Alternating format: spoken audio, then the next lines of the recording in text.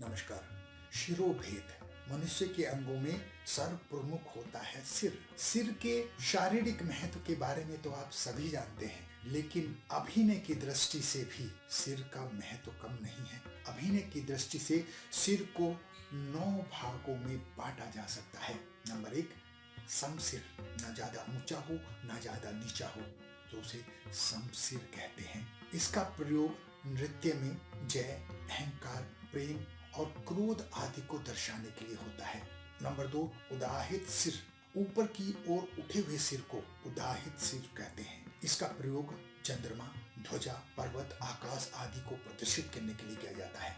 Number 3, अधोमुख सिर। नीचे की ओर झुके हुए सिर को अधोमुख सिर कहा जाता है। इसका प्रयोग लज्जा, दुख, अभिनंदन, चिंता, मूर्छा आदि में प्रयोग किया जाता है।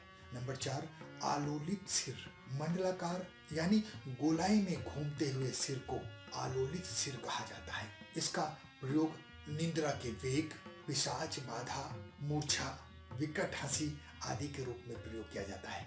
नंबर 5, ध्रुत सिर। बाएं से दाएं की ओर और दाएं से बाएं की ओर आंदोलित सिर को धृत सिर कहा जाता है। इसका प्रयोग बगल की ओर देखने, दूसरों को निरुत्साहित करने, आश्चर्य, दुख, अनिद्रा, भय आदि को दर्शाने में प्रयोग किया जाता है। नंबर 6, कंपित सिर। ऊपर व नीचे चलते हुए सिर को कंपित सिर कहा जाता है।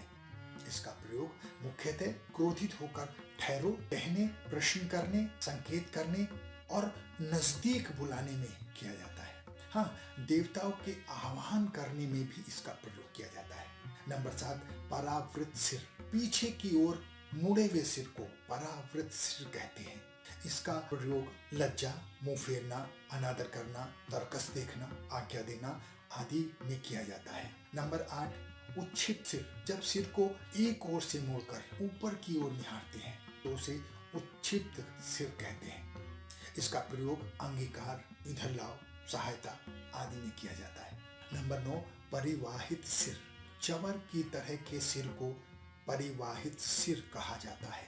इसका प्रयोग मोह, वज्र, मोह, विरह, देवताओं की स्तुति, संतोष, सम्मति और विचार आदि के लिए प्रयोग किया जाता है।